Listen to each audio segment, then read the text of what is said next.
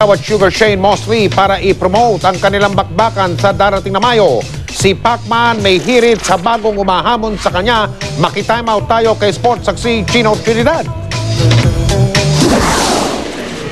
Bumigda na sa harap ng media sa Beverly Hills, California si Manny Pacquiao at Sugar Shane Mosley. Simula na ito ng kanilang coast-to-coast media tour sa Amerika para i-promote ang kanilang laban sa Mayo. Si Pacman, ibinida pa ang wikang Pinoy sa international media.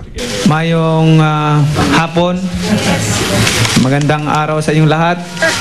Ito na ang sunod na pagkipagbakbakan ni Pacquiao matapos niyang pulbusin si Antonio Margarito noong Nobyembre. Kapwa kinakitaan ng pagrespeto sa isa't isa, sina Pacquiao at Mosley.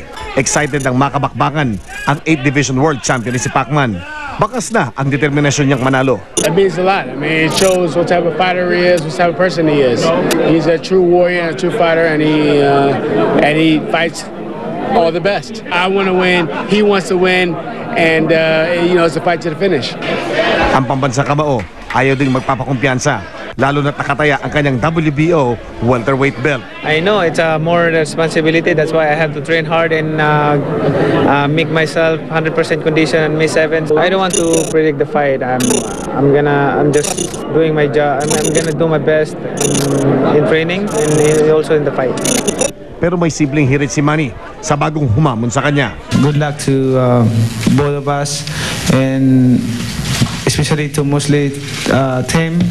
Hope you train hard for this fight, and I will train hard for this fight.